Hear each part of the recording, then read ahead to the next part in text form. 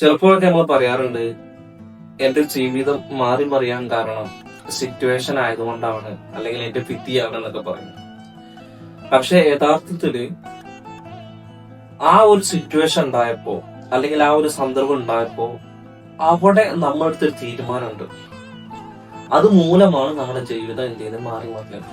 WHO പറയുന്നുണ്ട്, അഥവാ ലോകാരോഗ്യ സംഘടന അല്ലെ, വേൾഡ് ഹെൽത്ത് ഓർഗനൈസേഷൻ പറയുന്നുണ്ട്, ഒരു മനുഷ്യന് നിർബന്ധമായിട്ടും ഉണ്ടാകേണ്ട 10 സ്കില്ലുകളുണ്ട്.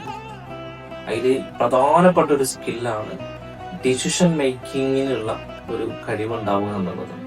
പഠനങ്ങൾ പറയുന്നത് ഏകദേശം ഒരു മനുഷ്യന്റെ ഒരു ദിവസം ഏകദേശം 35,000 പരം തീരുമാനങ്ങൾ എടുക്കുന്നുണ്ടെന്ന്. ഇന്നെന്ത് കഴിക്കണം, ഇന്നെന്ത് ഡ്രസ്സ് ഇടണം, ഇന്ന് എവിടേക്ക് പോകണം, ആരൊക്കെ കാണണം, ഇന്ന് എപ്പോ ഉറങ്ങണം എന്നടക്കം അനുസരിച്ചിട്ട് ഒരു ദിവസം 35,000 പരം തീരുമാനങ്ങൾ ഒരു ദിവസം എടുക്കുന്നുണ്ടെന്ന്.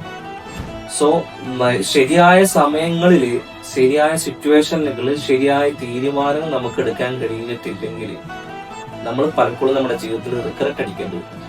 സോ ഒരു ഡിസിഷൻ മേക്കിനുള്ള കഴിവ് ഉണ്ടാവണം നമുക്ക് എല്ലാവർക്കും.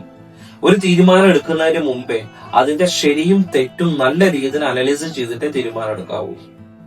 നമുക്ക് തീരുമാനങ്ങൾ എടുക്കാനുള്ള കഴിവില്ലെങ്കിൽ നമ്മുടെ ജീവിതത്തിലെ പല സ്ഥലങ്ങൾ, ഉദാഹരണം പറയാം, നമ്മുടെ കുടുംബത്തില്, നമ്മുടെ ജോലി സ്ഥലങ്ങളിൽ, അതേപോലെ തന്നെ നമ്മുടെ വ്യക്തിപരമായിട്ട് എല്ലാപരമായിട്ട് നമ്മുടെ ജീവിതത്തിലെ എല്ലാ സ്ഥലങ്ങളും നമ്മൾ എന്ത് ചെയ്യേണ്ടി പ്രശ്നങ്ങൾ അനുഭവിക്കും. നമുക്ക് നല്ലൊരു തീരുമാനം എടുക്കാനുള്ള കഴിവില്ലെങ്കിൽ. സോ ഒരു തീരുമാനം എടുക്കാനുള്ള കഴിവുള്ള ആളുകൾക്കാണ് സെൽഫ് കോൺഫിഡന്റ് ഉണ്ടാകുള്ളൂ എന്നുള്ളതാണ്.